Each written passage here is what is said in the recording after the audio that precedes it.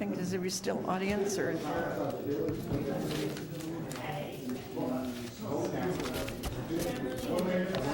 There's still audience, okay? TV people. No. I guess we'll go with, or we'll have more time. I guess we'll have time for more. I just realized I had never done anything about that, so. Get your coffee out. You want to sit down?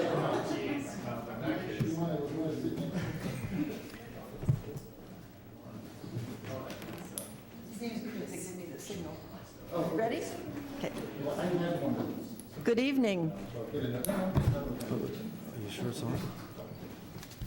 And welcome to this Candidates Forum. I'm Jackie Jacobberger, and I'm a member of the League of Women Voters of North and Central San Mateo County. And I have a couple of announcements to begin with. First of all, would you turn off or silence your cell phones so the candidates won't be interrupted when they speak? And also, we ask that there be no campaign literature in the room. And you look like you're really good about that, so I appreciate that. First of all, I'd like to say thank you to the Midcoast Community Council for sponsoring the forum, and Loris will give. Yeah. Hi, welcome to the Midcoast Community Council for September 25th, 2013. Midcoast Community Council has partnered with League of Women Voters in presenting the candidates forum for the Montara Water and Sanitary District. So with that, I will turn the meeting over to Thank you. Jake. Yeah. Thank you very much, Laura. We really appreciate the Midcoast Community Council for sponsoring forums like this. It increases your knowledge. And the League of Women Voters is a nonpartisan, we're a political organization. We have both men and women. And our purpose is to promote active and informed participation in government. So we really appreciate the efforts of groups like the Midcoast Community Council for putting on events like this. And it increases your knowledge about the candidates and the issues. Now, first of all, I'll say the purpose of the Candidate Forum is to provide an opportunity for all the candidates to be heard at one time and to be questioned by you, the audience. We hope that by bringing the candidates and the voters together face to face, the voters will be better informed and will make wise decisions on Election Day. So we appreciate your interest in coming out to learn more about the candidates.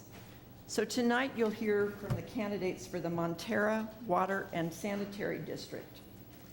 The Montara Water and Sanitary District, it's a special district that provides water and sewage service to the Montara Moss Beach area in the county of San Mateo.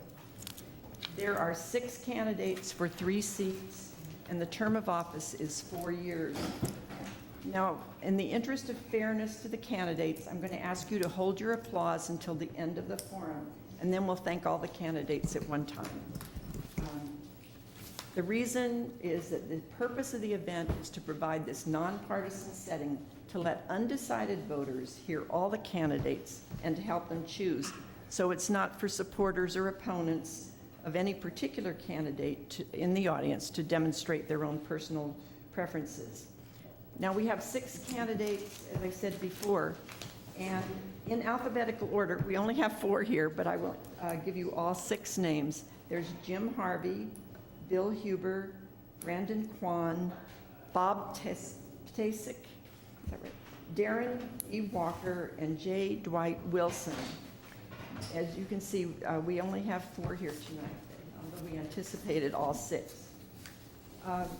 The candidates all received the ground rules for the forum, but I will just go over them quickly. The rules, each candidate's going to have 3 minutes for an opening statement.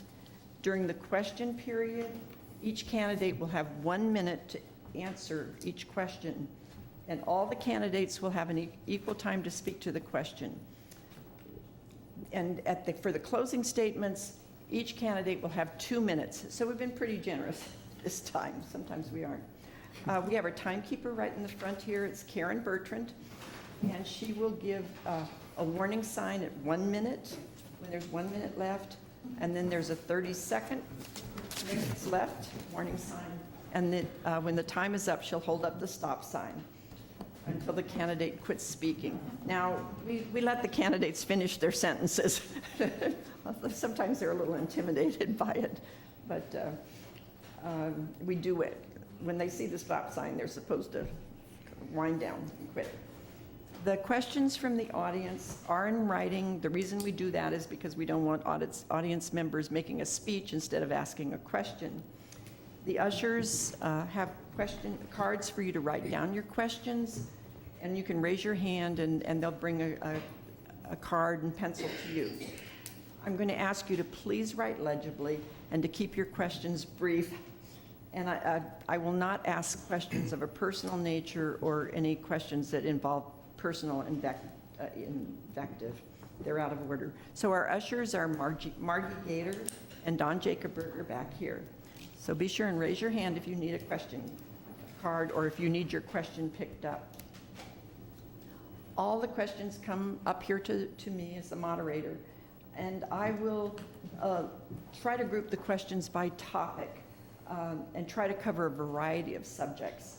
We seldom have time to ask all the questions, so we'll do the best we can to get through as many as possible. So the candidates have drawn lots to determine the order in which they will speak, and each candidate has 3 minutes for the opening statement. So our first candidate is Bob Tasek. Yes, ma'am. Thank you.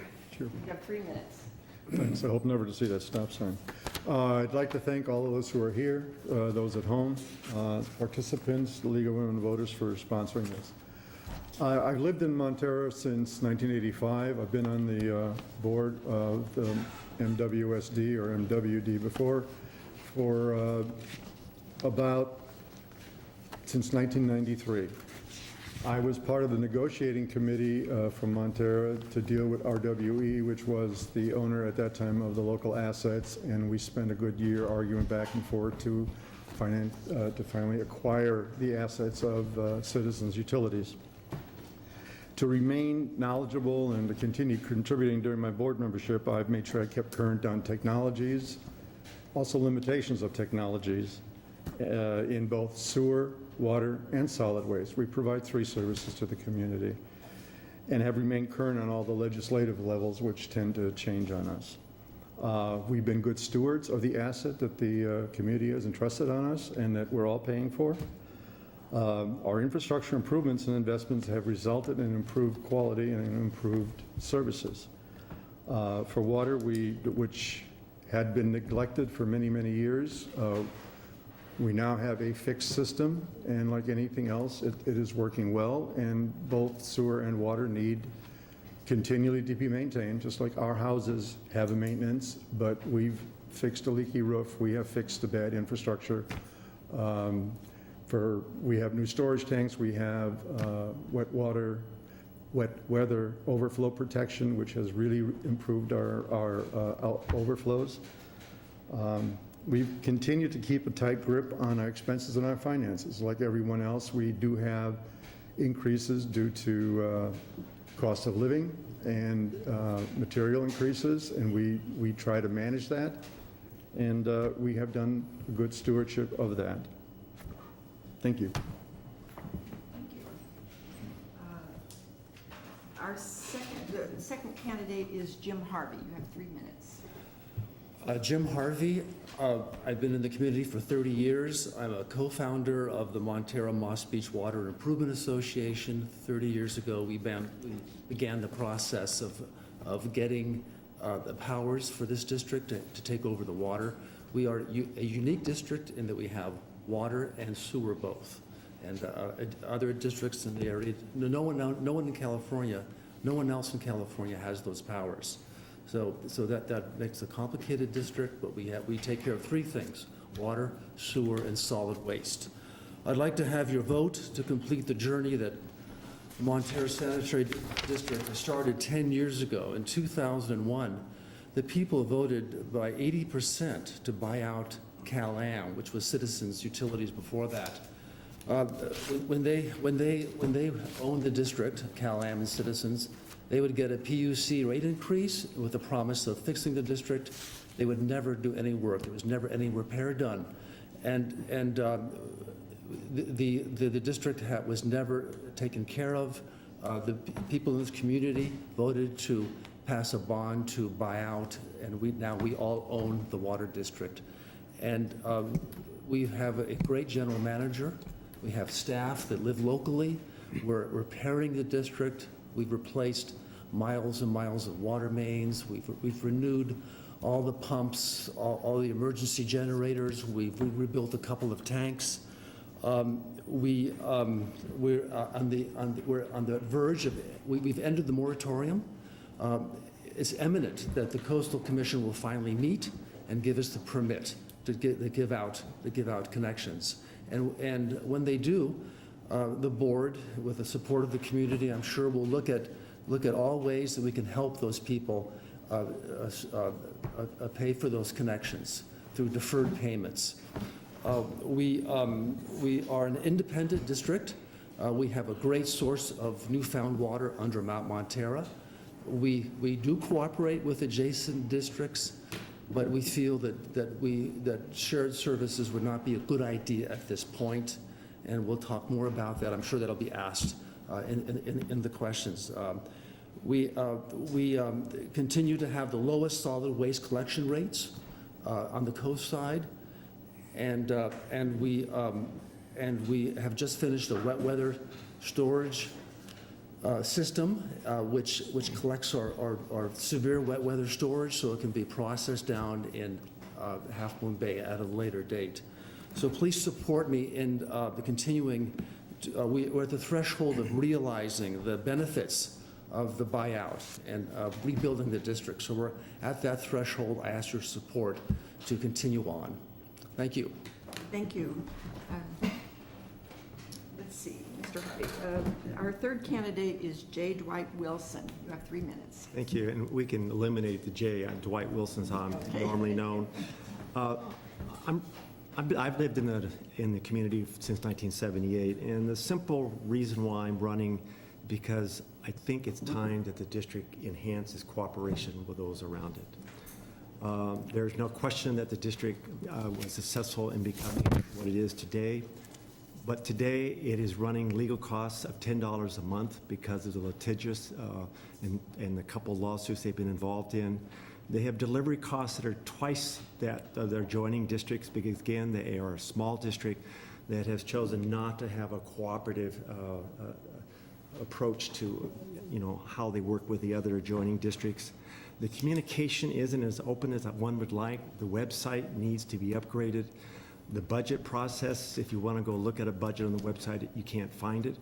I think the whole area of bringing the whole communication into the 21st century, much like which I think the school district has, which I was involved in.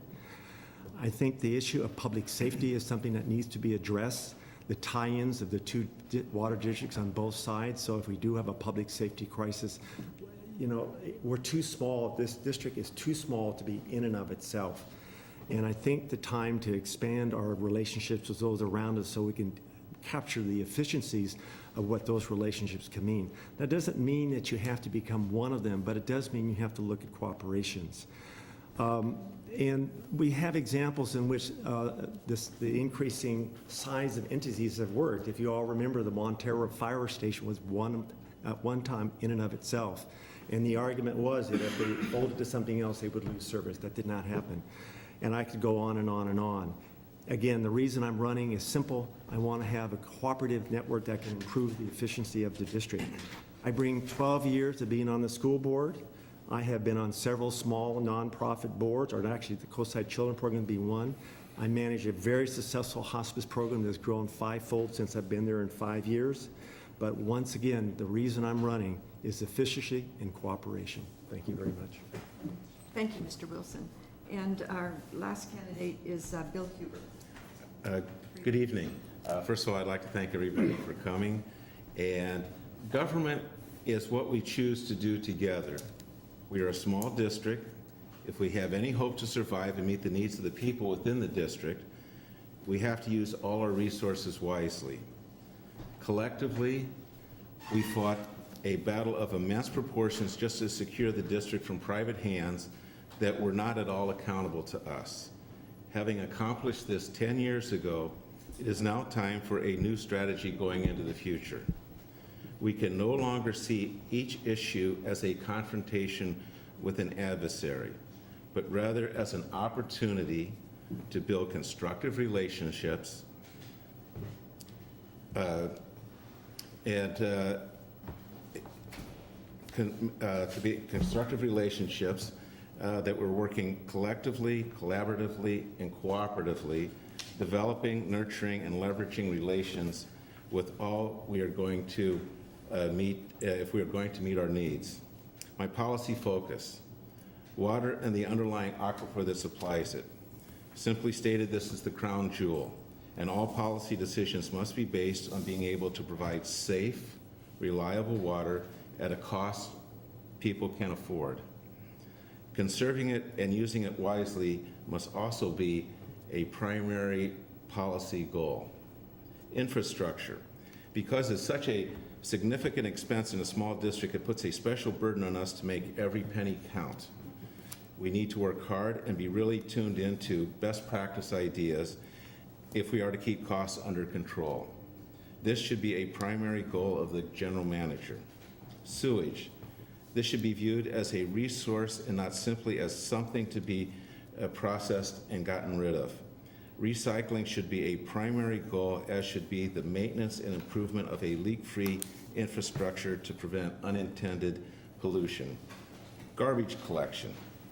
Our focus should be simple: get the lowest rates possible consistent with sound environmental practices. And with regard to other special districts, county, state, federal government, regulatory agencies, and our ratepayers, we live in an increasingly complex and interrelated world. Instead of seeing them in terms of an adversary with whom we are in conflict with, we need to see them as allies that we can collectively leverage the relationship for our benefit. Finally, we must never overlook the fact that it is the ratepayer and the voters that we are responsible to. We must always be working for their benefit. I ask for your vote. Thank you very much. Thank you, Mr. Huber. Now it's time for our questions, and each candidate will have 1 minute to answer the questions.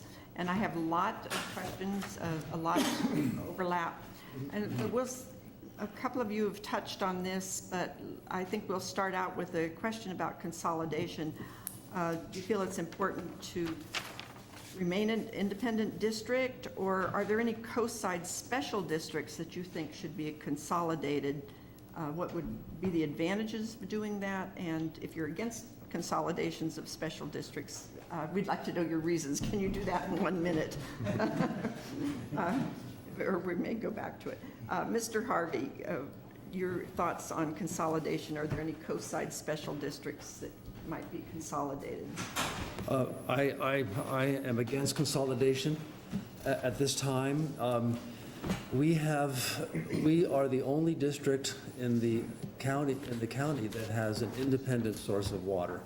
We have we have a well, Alta Vista well, is 750 feet deep under Mount Montara. It can pump up to 300 gallons per minute. We pump 150 or less. We are an independent district. We don't pay for our water. Our delivery costs are very minimal. We just pay for the pumping. We have solar power to help pump the water out. We have an emergency agreement with CCWD that would be expensive to make a hard connection, but we're not adverse to that at this point. We are an independent district. We cooperate with other districts, and we'll talk more about that later. Thank you. Mr. Huber, about the question about consolidating, remaining an independent district or consolidating a district. Are there any special districts that could be consolidated, and should they be? Okay, so the first point I would make is that it is very important to work collaboratively with other districts. But having said that, I see that the only real justification for a consolidation of districts in our case is if we have the inability to provide water to meet the needs of the taxpayers or the ratepayers in the district. The other point that I would make, the only other justification if there is a mandate of a regulatory agency where we cannot meet the water quantities needed, water quality, or storage capacities. Thank you. And let's see, Mr. Tasek. Consolidation is not evil, but it is also not an answer if misused. Consolidation needs to benefit both districts.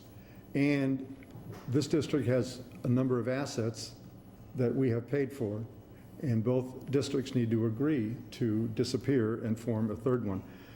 We already have cooperative agreements with other districts.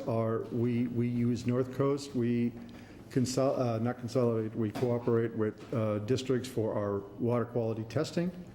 We communicate with the county on items that we need. We already have 2 of their antennas on our, which are the emergency antennas. So we do cooperate. Our problem is, unfortunately, like the Middle East, animosities are remembered generations. And even though they go away, they are remembered and rehashed and rechewed. And we've been trying very hard to chip away at that. I have tried that. I will continue to do that. Thank you. And finally, let's see, Mr. Wilson. I'm not opposed to consolidation. And in fact, I think at this point in time, one of the problems with the coast size is we have a lot of small entities that require, in other words, the efficiency of operation, the efficiency of management needs to be addressed. Now, whether you end up consolidating or whether you end up cooperating and sharing the administrative costs is something that we absolutely need to explore. I think the days are over that you can have so many small districts, including this one, being seen as independent, because the problem of that is the cost to manage it at this point in time, this district is spending almost twice as much in delivering the water as their adjoining district. This is an opportunity for us to work together to see if we can bring those costs down. All right. Thank you, Mr. Wilson.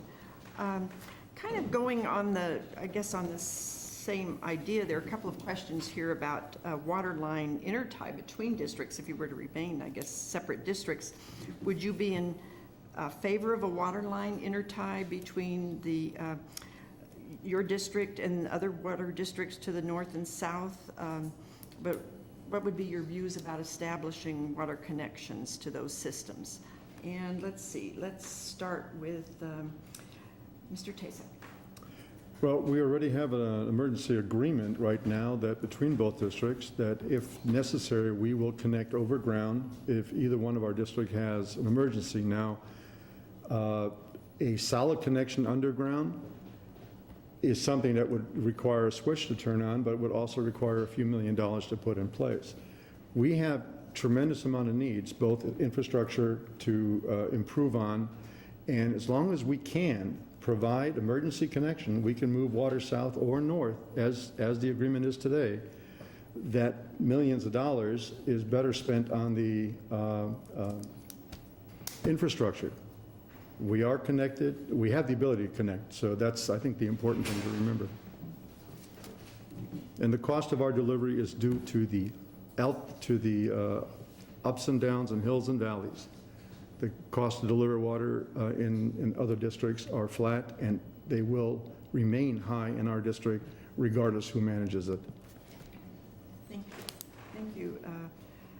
Let's see, Mr. Wilson, what's your opinion on the water line intertie? I think it's a must. If you look at all the water districts in the peninsula, they're all water tied together. That is the best practice. You do have an agreement between the Coastal Water District, but you don't have a connection, you don't have a tie. So if you have a public safety emergency, such as a major fire, to get the system to work with each other, it wouldn't happen like now. It would have to be put together through an external, and I think it's happened once in the years I've been here. I think we need to look at the issue of water ties, the funding of it, and make that a priority for the public safety of our folks. Thank you. And finally, Mr. Harvey. It would cost our engineers, our adjacent engineers and our engineers estimated it would cost $4 million to have a hard connection to North Coast. There's Martini Creek, would have to have a drop-in, a pipe to drop in under certain circumstances. $1.5 million to have a hard connection to CCWD. We're the only district that is not connected. We're the only district that has a complete independent source of well water. The others are all tied to SFPUC. And to respond to the other point, where there's a fire, you don't get relief from an intertie. You fight the fire with your stored water tank. The connection would help later to refill your tanks. But right now, it would, no one is telling me how they're going to pay for the $4 million to make that hard connection at this time. Thank you. And Mr. Huber? Well, first of all, the main reason for an intertie is for the safety of the community in terms of if there's an earthquake, fire, so forth. So I think that the idea that there's supposedly an overground connection that could be made, to me, that sounds like a very unsatisfactory solution. And I think that there's also the need to just look at this much more closely. The stance that was taken previously was that an intertie is just basically one step towards a consolidation and one step towards somebody taking control of our water system, and I disagree with that. And I think the safety of the community is paramount. Okay. Thank you. So many questions here, but let's see. Let's go on, change a little bit. We have a question on water rate tiers. The Montara Water and Sanitary District water rates have 4 tiers, which were designed for single-family residences to encourage conservation. Do you think these rate tiers are fair to all users, including the school, hospital, and mobile home park, who cannot avoid paying the punitive upper rate for almost all their water? And what alternative would you propose, depending on your opinion on the rate tiers, I guess? So let's see. Mr. Wilson. That's a tough one. I tell you where I have my strongest feeling about the tier rates. I think the way we charge the school district for the water, that is particularly since you're the only ones that provide fields for children. And so I do think that the tier system should at least be adjusted for nonprofits and for the school district. I also think in relation to the tier system is that, I think it's probably the only method I've seen publicly that the district is trying to maintain conservation. If we're going to maintain the tiers, then I think what we need to do is we need to have a very, really upgrade the conservation program in a way that there are rebates and other options for people to reduce water rates from the use of their toilets and so forth. Thank you, Mr. Wilson. Mr. Harvey, Our tiers are extremely similar to North Coast and CCWD. They're almost the same. They're almost the same tiers. They're very similar. And conservation, when we bought the district, we had 85 leaks a year. Now we only have 7 or 8 leaks a year. The reason why we're being able to end the moratorium is through conservation and stopping the leaks. Last year we received an award, the Silicon Valley Conservation Award for conserving water. Our conservation efforts are very effective. We have a leak detecting system where we can tell if someone has a leak, and we can notify them that there's a leak. If they're not home, we will turn off their water. Our conservation efforts are extremely important to us. thank you. Let's see, Mr. Huber. Well, first of all, that as I stated, that water conservation should be a primary focus. So yes, I think the concept of water tiers is extremely important. But I also think that there should be, as Dwight said, looking at nonprofits and other organizations to adjust that tier to meet their needs more effectively. Then the other one is that to be much more proactive about conservation, so that, for instance, although it is true that they will send out a notice that they think you have a leak, it would be a very simple matter of on their website, giving much better tools for how to stop those leaks, such as videos, how to read your meter effectively to know if you really have a leak, and so forth. Thank you. And finally, Mr. Kasich. Yes, we currently have one of the lowest per capita usage. We have conserved as a community tremendously. And we already have rebates for low flush toilets and bath and fixture units changes. We've done that for probably since, maybe not 10 years, but for 8 years, and we have done that. We've offered the school district to help them out putting in low flush toilets, so they did not want to approach that. I can tell you one thing about the tier. There is no tier structure that is fair to 100% of the people. It's a balloon, and you can squeeze it in one side, and it's going to come out somewhere else. And we look at tiers frequently. We look at them as we need to. We will adjust them as need to. We make every attempt to keep them as fair as possible and have exemptions for those that do need them. We've done that over years, and we'll continue to do that. There. Thank you. Now, I have several questions about parks, so I guess this is an issue here on the coast side. And it's so, what is your position on the water district taking on park powers? Should the Midcoast Community and Neighborhood Park, how could they best be provided and funded? And should the district apply to LAFCO to activate park powers? So I have like 4 questions on parks. Yeah. And Mr. Kasich, would you like to start that one? Well, I think the question is locally, not so much about park powers, but a local park that had some issues. I'm not in favor of assuming park powers. We, in 2009, offered the Moss Beach Park a water and sewer connection, and we will honor that in order to do that. The issue with the park powers is someone's afraid that someone will grab more authority. That's not what we should do. We should deliver the services. We don't need to be in the in the park power district, but we can offer our services to help that park. That's what we've done. That's what we've promised. That's what we will do. Mr. Harvey. Yeah, I support Supervisor Horsley's plan to have the county take over Moss Beach Park. I think that's a great idea. And then the county is offered to maintain that park and run that park. I support that 100%.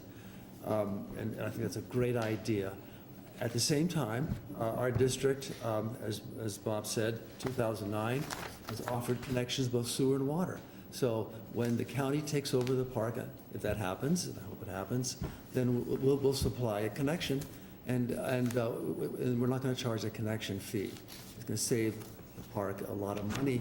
And for park powers, I don't think we should run parks. It's expensive to run parks. We should have our land available for park use, but we don't run them physically. Thank you. Thank you. Let's see, Mr. Wilson, your opinion about taking Yeah, the I think park? I'm going to mimic, I don't think this district has any, we should not be running parks. I think this is a sewer and water district, and there's other entities that can run parks, and I absolutely support the plan that's been put together for the Moss Beach Park, and so I'm in total agreement that this district should not be in park business. Thank you. And Mr. Huber, your opinion about parks? I think that it is sufficiently difficult just to operate a water and sewer district properly, that to go into parks is something I don't think that needs to be done. Even though the statements of the existing board members that they're not in favor of parks, the last meeting that I attended to, I got a very different impression about that they were very much going down the path of park authority, and which I am opposed to. The other thing is that they don't, with the parks, especially with the Moss Beach Park, it was very evident to me that they really do not have public support for that. The degree of hostility and antipathy towards the MWSD at that meeting actually sort of shocked me. Thank you. Let's see, here's, I think this is a little bit kind of connected with parks, but, and the concern for open space.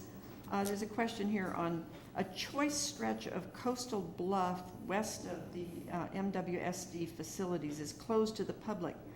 What priority do you place on public coastal access and views? And what plan of action would you propose for this area? And Mr. Cooper, would you start that one? Okay, that I think you're referring to the MWSD, their offices are right adjacent to the ocean, and should that area be available for open space? I think that that is an issue that should be carefully studied. Prior to this, a sewer plant was in this area. There's some other infrastructure there now, and how to be able to provide public access while still being able to make it safe and environmentally sound. I have a question about that, so I think it's worth further study. Thank you, Mr. Let's see, Huber was that. Mr. Wilson, your opinion about that coastal bluff? I think the bigger question is why has that discussion not been opened up to the public? Because as you know, there's this big fence. I'm well aware there's some structure issues and probably some other issues that would make opening it up today a challenge. But at the same token, there's just absolutely nothing on their website or any other discussion that has opened that up for possibilities, including cooperating with other entities that might help with the cleanup or other challenges that property has to have. It certainly has not invited an open discussion to the potential of that property, and that could just be, if developed, and particularly if we could get other entities to participate in the cost of that, that could be a jewel for all of us locals and those who would like to view the ocean from where we live. All right, thank you. And let's see, Mr. Harvey. If Mr. Wilson had attended any of our previous meetings, he would know that we have discussed that, and we have talked about it in the plans. That area was owned by the United States Navy during World War II, and the Coast Guard. There are hazardous materials on it. It's going to be very expensive to clean those hazardous waste and objects off that. That area is owned by the people in this community. That is your part of your district, and we can't let people on it now. We have discussed plans for financing it, having it cleaned. If Mr. Wilson will come to our meetings, he will be able to hear those discussions. Thank you. Thank you. And Mr. Tayson. What may not be apparent, if you walk by the front office, it looks like there's some nice land there that, and I would agree, that looks awful inviting to be able to picnic on. But what's below the bluff is the sewage treatment plant that is there still, treating the Montara and Moss Beach sewage and collecting it and sending it down the intertide to Sam treatment plant. So you can't walk on the Sam sewer plant either. That's public land, but it has some dangers to it. I think any public land that is safe to be converted to some degree for public use, I don't have a problem with that. But you've got to understand that land is used right now for providing the services. And besides the cleanup and all those, there's a tremendous cost to convert that, and not all that land is available because it has to be protected from access, just like the sewer plant is currently. Thank you. Now I guess we get into here a little bit more about real water issues. When we do get the green light to issue new water connections, what are the priorities you feel should be used to decide among applicants? And let's see, let's start with Mr. Wilson. To me, the first priority is to address the needs of those that have failing wells. I think the second priority is to look at the pricing structure for those folks that do have wells. Because my understanding is that they're going to be required to join the district. And I think the third thing is having an open discussion as to what the fee structure for that is going to be. All of that, I would hope, whoever's on the board will have this wide open to the community. And I think the fourth one is, what do we do about wells that are not going to be used for home use? I want to get back to the issue of if I had been to the meeting. You know, for those of us who are working or who cannot be at the meeting, it would be nice to have minutes on the website that one could access. And it would be nice to have the budget. It would be nice to have the expenditures so one can go into the website and actually look at some of the business of the district in a way that you could review it like most people do in businesses and nonprofits today. Thank you, Mr. Wilson. And Mr. Tasek. Well, actually, I'm glad we're talking about web stuff because we have actually in the last few meetings discussed, and we are going to be doing an upgrade, but again, cost. I guess the question. Yeah, no, I'm just trying to answer his question, and the other one was the cost of the connection. I'm in favor of looking at all the options. We can't gift public funds, but we should look at minimizing the impact to those who have spent a lot of money to drill a well and convert. It should be based on requests by people who want to convert. And I'm also not in favor of killing the well. I would like to see someone have spent money for a well. It has to be disconnected from the system, obviously, but that they still have use of it for their yard or other items that they usage in this. I don't want to put concrete down that well. So I'm in favor of finding options. Put that down on that. Thank you, Mr. Huber. And the question, when we do get the green light to issue new water connections, what are the priorities you feel should be used to decide among applicants? Mr. Huber. Well, I think that the main one is that the water moratorium has been on for such a long time. The issues relating to who has to connect, when you connect, how much it's going to cost, what you do with the wells and so forth, all of those are major issues. And I think that it's very important to have public meetings about that, open discussion about it, and also to use the website as a way to convey information about that in a way that is much more effective than what they have now. And I would like to go back to that website just a little bit later. Okay. Thank you. And finally, Mr. Harvey, I think you haven't spoken to this question. No, thank you. The board has already set priorities for connections. And the first one is if your well is run dry. And we've given connections already to people whose well have run dry. And the board has determined, and I agree, that we should not force anyone to join, to connect, to have a connection. We're not going to force anyone to join, to connect. And people, and as far as who gets to connect, it'll be open. There are plenty of connections. We'll have almost unlimited connections. There's plenty of water. The moratorium is ended. So right now, before the moratorium is ended, we've given connections to those that have failed wells. We're not going to force people to connect, and anyone can connect. Thank you. Thank you. I do want to go back to the website question, even though it's not here right now, but because it's come up. And I also meant to caution, that the candidates to speak to their own opinions about the issue that's being asked, and please not to refer to other candidates or their motives, because I think the voters are interested in knowing how you would serve in that capacity. So let's talk about the website.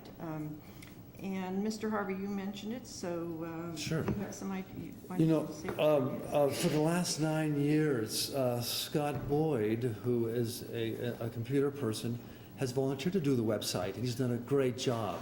And the minutes are there. It has everything on there.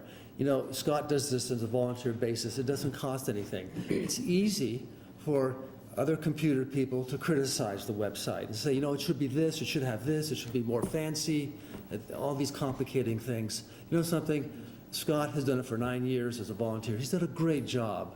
And so we heard these complaints, so we're going to get it done professionally. But we've done the best we can. Scott has done a great job on that, and it's, I mean, a good website. It's not perfect, and it's not what other people think, may not should, who are running for office think it should be, but it has the minutes, it's a complete website. Thank you. Thank you. And Mr. Huber? Okay, that in the last 6 months or so, I've actually accessed the website quite a bit, and I found it very hard to navigate, to find information, and so forth. But the other thing is that I also attended the meeting of the district when the website was brought up, and it was, to me, the most significant thing is that what wasn't brought up, and that is the fact that the website in this day and age is basically the district's portal to the community, and they're not utilizing it in that manner. They don't have any information about garbage collection on it, and that I found agenda packets are very hard to access, and just the information is very confusing. Thank you. And Mr. Tasek? Well, it's good to hear that there is concern about it, and I'm glad that we've actually taken action to work on it before this meeting to say, well, we're reacting to make it a public statement. We are going to be improving it, but anyone who's seen websites and knows about development, you don't decide on Monday to have a new website and have it there on Tuesday exactly the way you want it. But we are going to be doing that. Yes, we know we have some things that we want to challenge. We'd like to be able to have folks be able to get to specific parts of the meeting instead of having to go through it. So we heard all these, and we will improve that, regardless of the election outcome. Thank you. And finally, Mr. Wilson, your thoughts about the website? Yeah, I mean, I'm glad to hear that there is appreciation that the website needs to be upgraded. I mean, it really does. And I think this reflects a bigger challenge, and that is, while it's nice to have a board member manage a website, you know, for a district that has a multi-million-dollar budget, that should not be a governing body responsibility. And, you know, it's interesting, you know, we talked about tie-in cost and the cost of the website, and yet over the last 5 years, the district has spent $1 million in legal fees.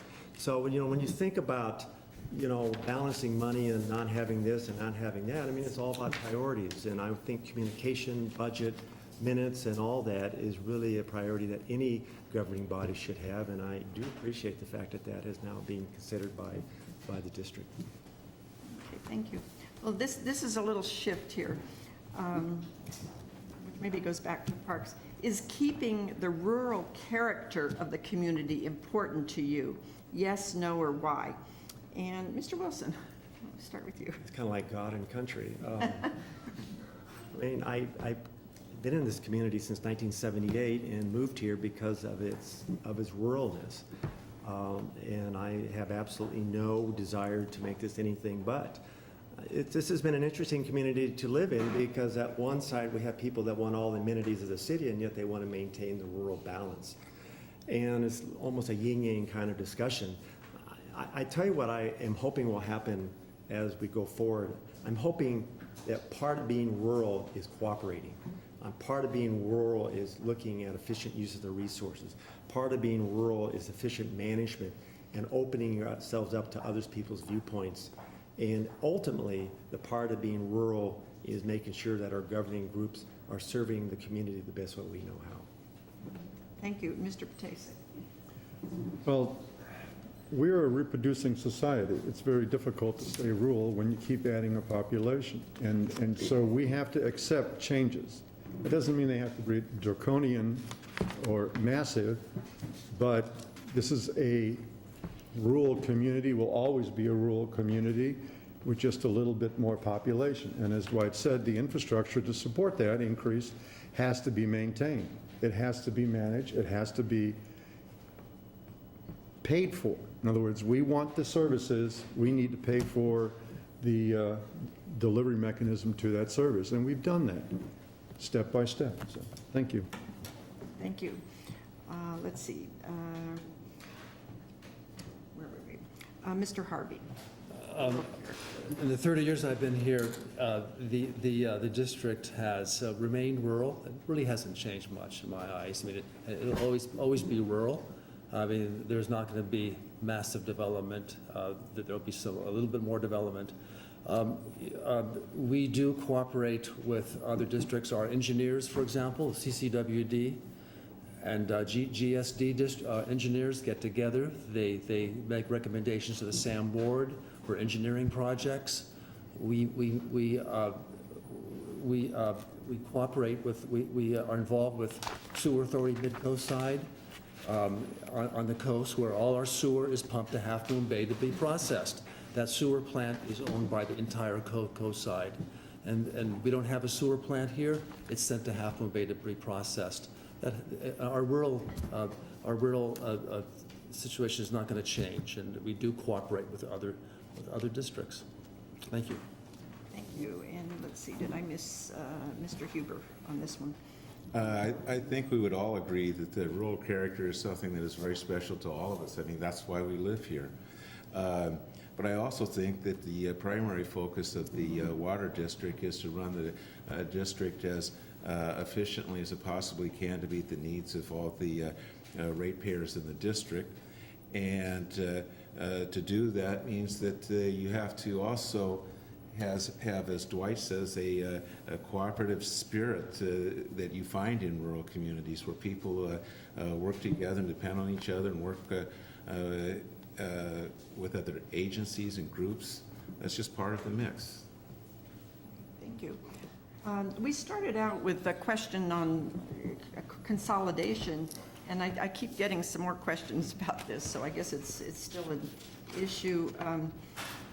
You know, somebody feeling that maybe consolidation would be efficient, but one of these questions here is, I think you've expressed your opinion about whether to merge or not, but if you do think that it should be merged, how would you feel about blending the disparate water or sewer rates, and how would you repay the Montara and Moss Beach property owners who have paid the acquisition bond to buy the old water system in order to keep it local?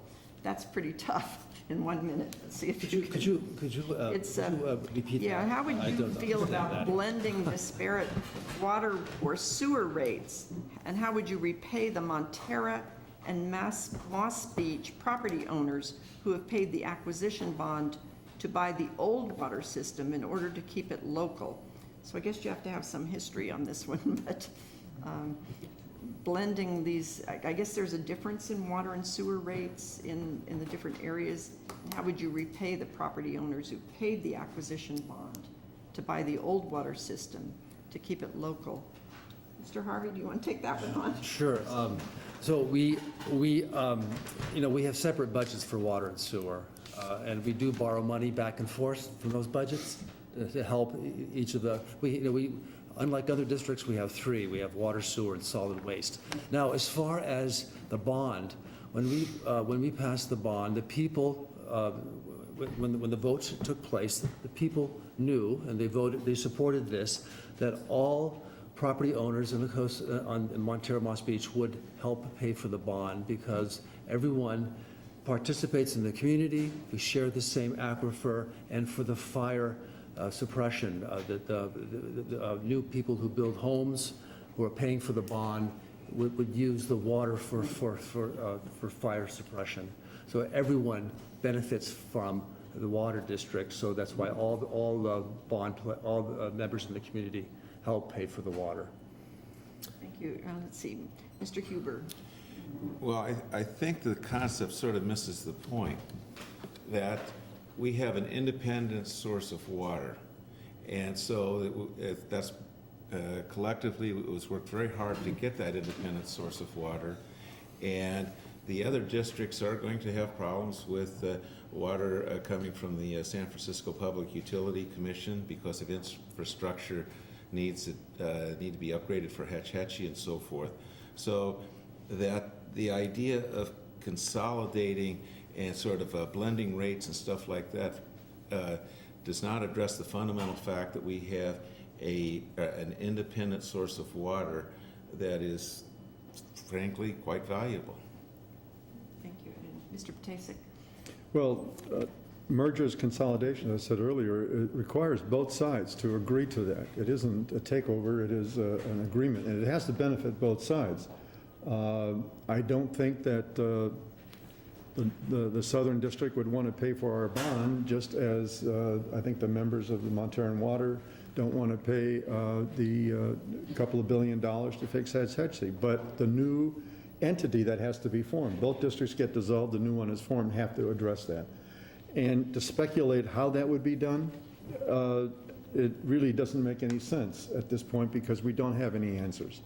The other thing is, we have 3 services. The agencies that they would like to merge with have 1. So it is impossible to merge Montara and Water and Sanitary into any of the water districts. Thank you. And finally, Mr. Wilson. Do you have any thoughts on The question I think I would like to have the co-side really address is, are we large enough to have 3 entities providing sewer and water? Is that something that we want to maintain? Because you do maintain it at a cost because of the efficiencies of the smallness of all these entities. And where I would start is opening up the question is, what would it be like to have one entity making sure we have water, we have sewer in a cooperative venue, and what are the cost savings that would be, what would we gain from that? Is there a cost saving? I happen to think there's some efficiencies of size here. And I think having an exploration of what that could bring just as a holistic discussion, because by having that and identifying what they may be, it will ultimately drive what the next question we have to answer, assuming there are those efficiencies.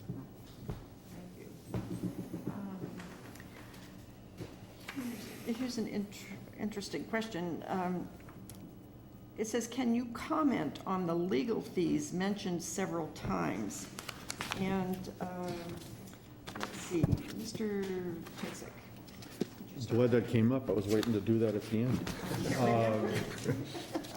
We have both initiated litigation and we have received and defended litigation. None of that litigation, it was frivolous. It was to defend the assets and protect the district. The airport, which is always the one that's been pulled at, that was intended to save $1 million in the SRF funding that would have benefited our community. But yet we had to sue for that. In order to be eligible for the loan, we had to have control over the water. The county would not. We had tried to communicate with the county would not deal with us, they would not talk to us. There was only that option, and it was to defend the asset of the community. So we've not entered any litigation that was frivolous, and I'm assuming that even a different board member would face the same issues on behalf of the community, would have to enter into those litigations on behalf of the community, just like we did. Thank you. Let's see. Mr. Harvey. Okay, first of all, our lawsuits seem to be over. We've had to establish the boundaries in our district. The North Coast lawsuit, the tunnel is included in our boundary. The North Coast provided water supply to Caltrans. To protect our bond, to protect our district boundaries, we asked them to please please recognize that that is our district. We sent them 4 letters. We went to their meetings twice. They never responded. We wanted them to ask permission to just recognize that it's within our district. If someone kept you going in and providing service within our district, eventually they would be able to they would have a right to continue that. We have to protect our boundaries. And on the CCWD, on the county, we had to have those wells to get our loans. Mr. Huber. Well, I do think that the legal fees are excessive, but more importantly, I think that there are legal fees that in many instances should not have been encountered at all. I went back to the case documents that relate to first the issue at Devil's Slide, And from everything I could read, it was a government entity that did not need to ask permission, and so that there was really no need to have a lawsuit in that. The same thing about the airport wells, when I looked at it and looked at the case documentation, and then I also looked at the issues related to when the Alta Vista well was started, when it came online. Those would indicate that there would be much more negotiation should have happened before a threat of litigation. And so I do think that those fees are excessive. Thank you. You missed your pace. Do I? Yeah, I just don't understand why so much money is being spent on these lawsuits. I mean, it almost represents the whole issue of the cooperation that I brought forth. You know, another interesting thing is that if I understand it correctly, there's a lawyer there at every board meeting. And I don't understand that either. You have to pay that person. And the problem is, and I was at a school district for 12 years, and we did not have a legal person at our board meetings, and only called them in when we felt there were legal issues that needed to be dealt with. I mean, I think the board members on the current board, and I mean, we all can think. So to have this use of both having the suits over boundaries, which I just don't understand how this couldn't been. I mean, why doesn't an entity call you back? What's that all about? And then equally important, why, I just think the whole approach here and the money being spent is just way excessive. I think we got all of them this time. I must confess that with two candidates gone, my numbering system got a little mixed up here. So that's why a couple of times I've had a misstep there. This one's interesting. How do you propose to, there's a lot of things about parks, I guess, still issue. How do you propose to resolve the hard feelings that exist between the MWSD and the Friends of Moss Beach Park? And let's see, let's start with Mr. Huber. Well, first of all, I do think it's a real issue, and I think it's with the whole community, all the ratepayers, that this is an important issue. How do you build the confidence of the community? And I think that one is that's cooperative spirit. Number two is not to be so focused on, yes, am I complying with every aspect of the law, and to be able to fall back on that, but in interactions with groups like the Moss Beach Park advocates, try to make it work. You know, it's as simple as that. Just try to make it work within the bounds of the law, and pretty much go to the mat on that. That's your constituency. That's who you represent. And so that to go that extra mile to try to make things work for them, I think, is extremely important. Thank you. And Mr. Wilson, would you resolve hard feelings? I think the challenge, and I don't even know if it reflects the current board membership, is a small district like this, you know, if everything works, you have no idea what's being done in the governing body. So that really presses you to make sure that your communication to the public is open, and that whatever communication venue you have is very easy to use. And in what I've heard, I think the board is finally coming to terms with that. That means that your budgets have to be open. That means and how water decisions, particularly controversial, have to be open. That may mean that you have to have public forums from time to time. You know, there has been some, I know there were some hard feelings about how the water connection was finally approved. That predates 2009. And, you know, I think it is incumbent on those who are on board, like the school board and anything else, is that you have to over-communicate, and you have to make communication as easy as possible. And we just have to do that in today's world. And with this area, is we just have to reach out to that community. Thank you. And let's see, Mr. Harvey.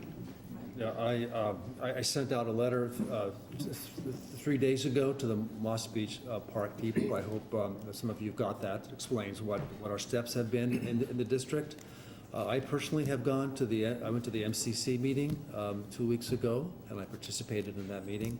I went to the Farallon View meeting. Again, I support Horsley. Our budget discussions are open. We at one point, we had to turn off service to the park because there was a leak, and there was no one there to come forward to respond to us to turn off that leak, so we had to turn off service. So there was a misunderstanding. We're doing the best we can. The history is out there. Email me and I'll send you the list of steps that we've taken and to participate in the park and to help the park. Thank you. Mr. Potasic. Well, it's interesting that, the need for cooperation or communication is, we have done that. We have made the attempts, and we haven't withheld. The North Coast County, I don't know, we sent them a number of letters, met with them. We have done the outreach, but communication is a two-way street, and that's what I'm saying. Old animosities tend to just, I don't know, for some reason don't go away by some people, no matter what you try to do. Legal-wise, lawyer-wise, we have to have lawyers at our meetings. It is to protect the district and to protect the people and the people's assets.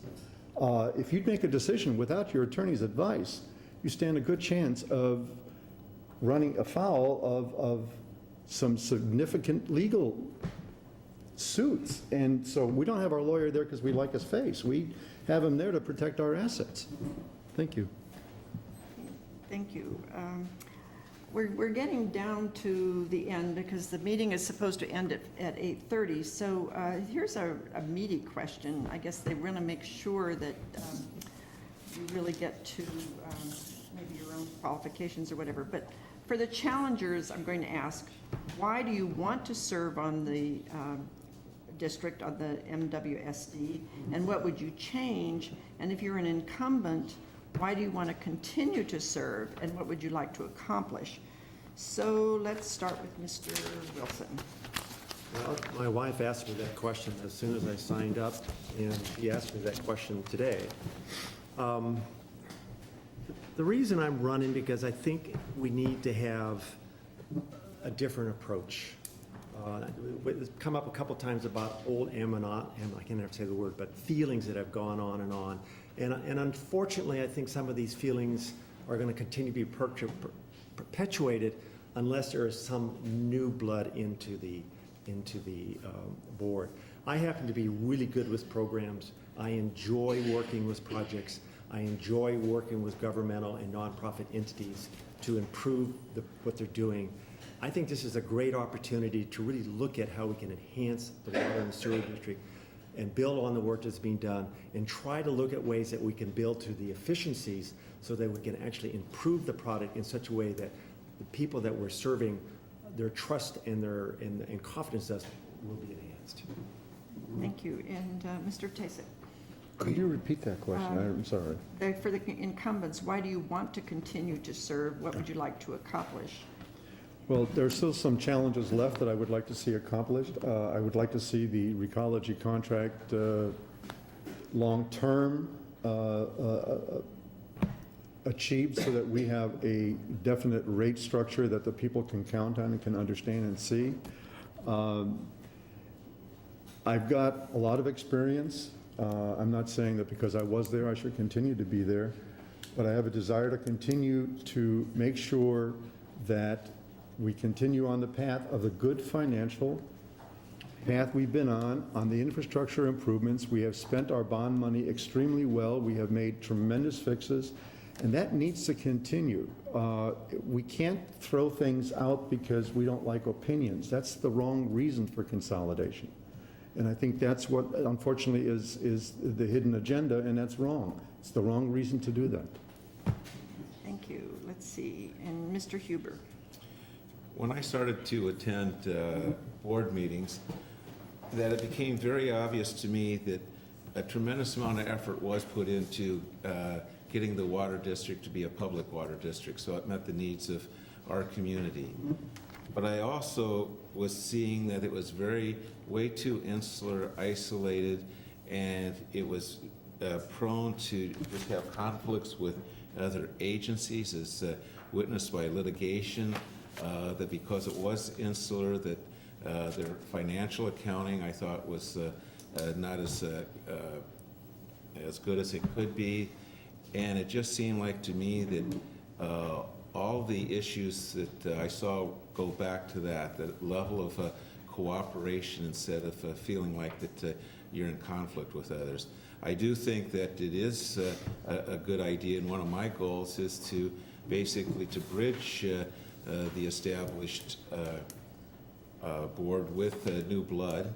And so I would very much would like to be able to serve on the board with Dwight Wilson, but I'd also like to serve with Jim Harvey. Thank you. And Mr. Harvey? Thank you for that, Bill. I feel the same way about you.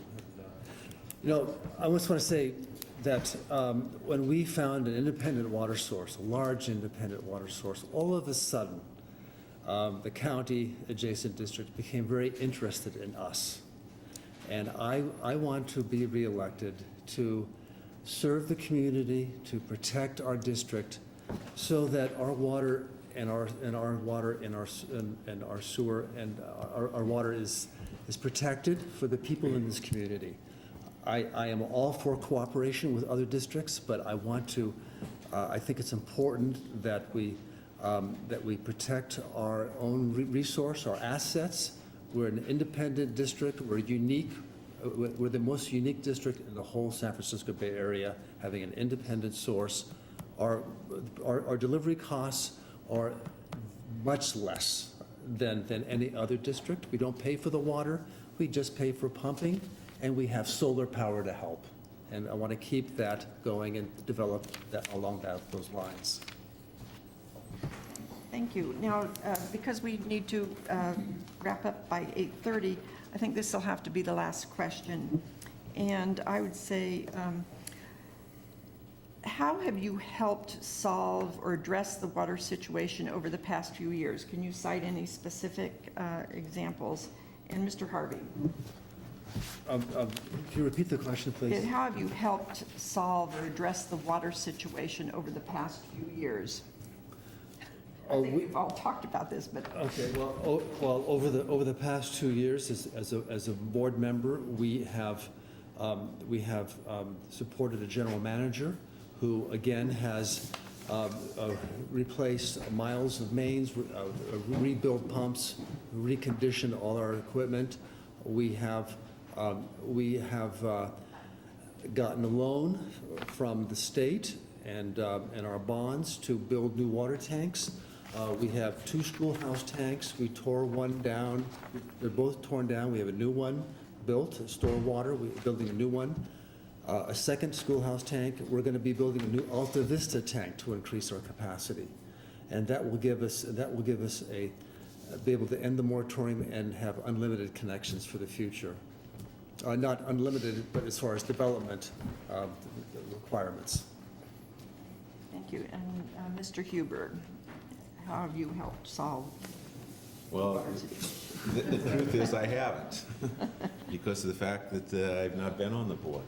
And that's also why I want to get on the board, is because of the fact that I think that I can bring something to the table for the future, to work collaboratively with other people to, I don't have all the answers, but I know that if we work in a spirit of cooperation, we'll end up making good policy decisions, whether it's with established board members or new board members. Mr. Ptasek?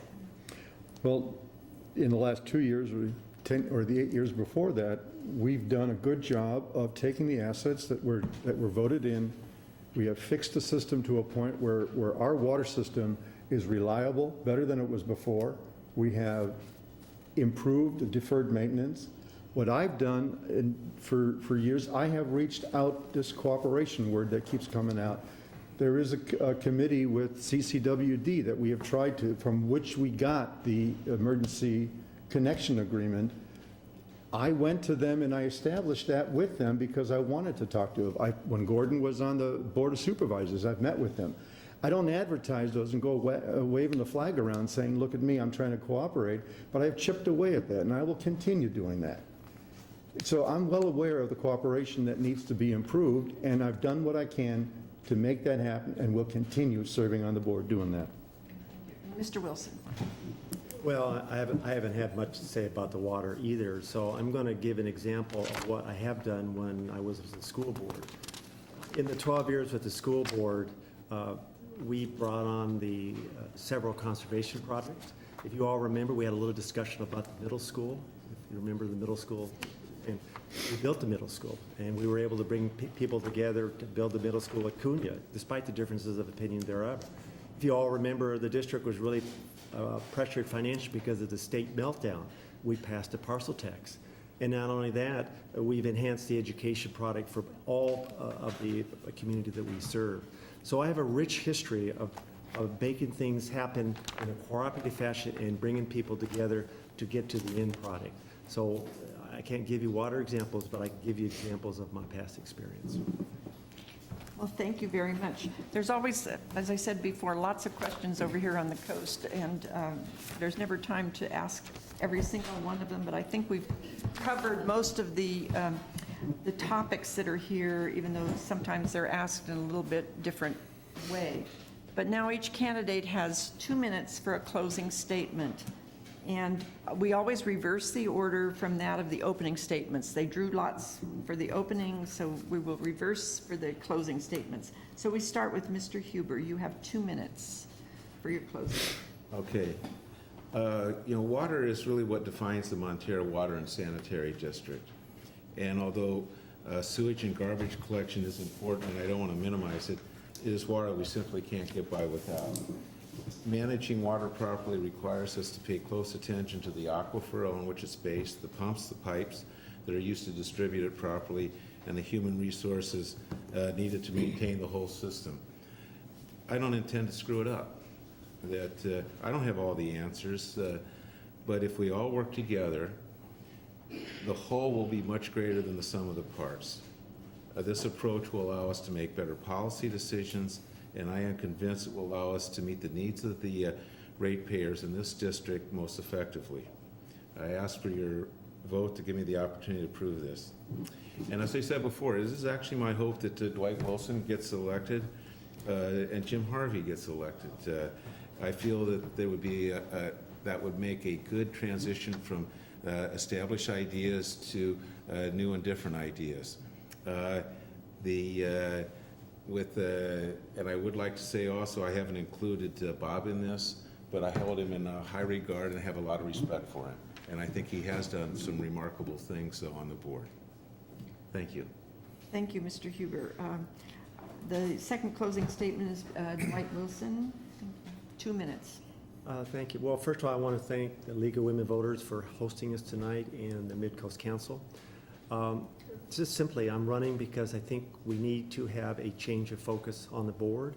We need to expand the capacity of the district to communicate with the people it serves.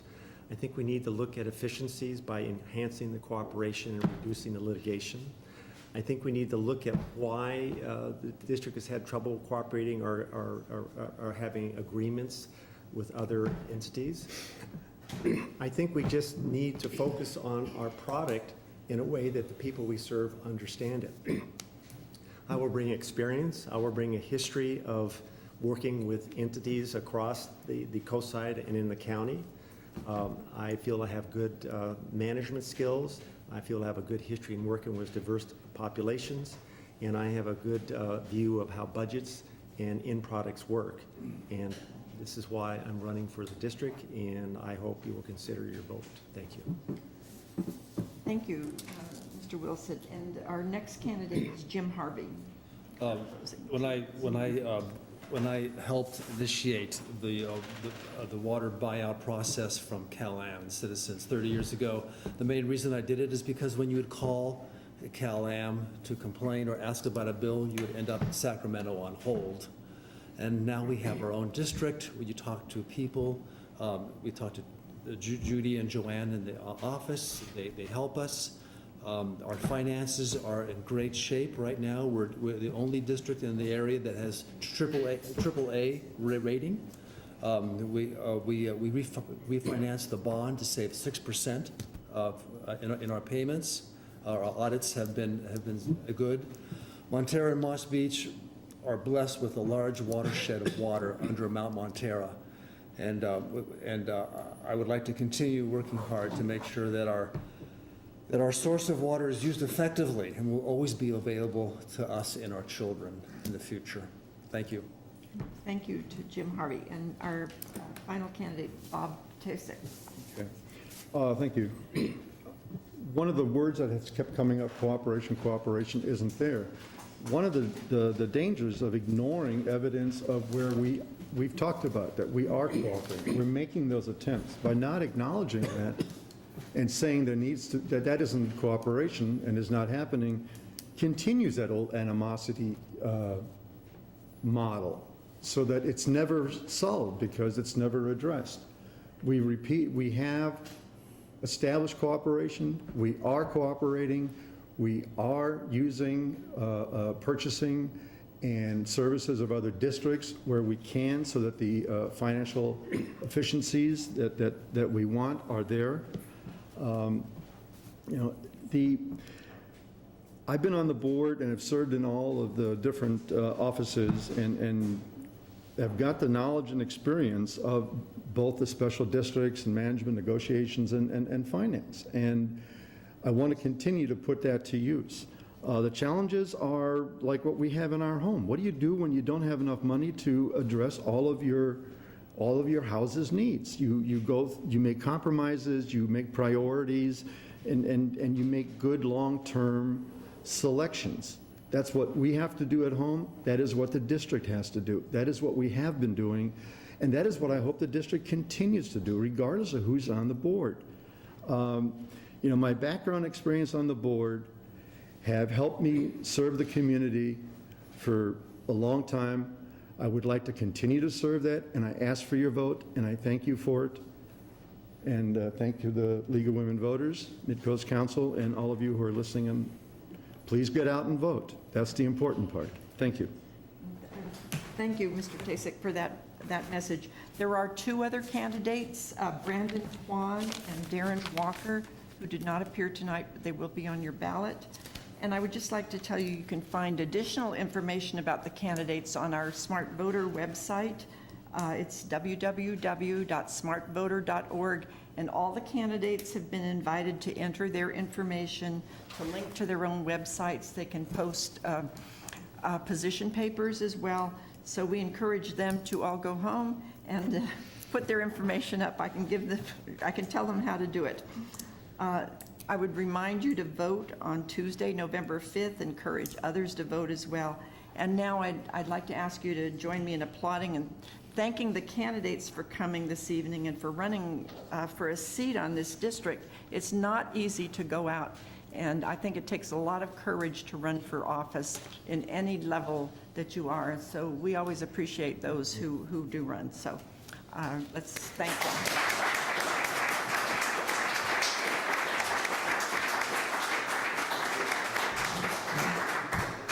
And also, we thank the Midcoast Community Council for sponsoring this. They don't let us get away without informing our community. And I'll just remind you that the League of Women Voters is nonpartisan, political. Membership's open to men and women of voting age, so you can always check our website as well for more information, and we have brochures. Thank you for coming.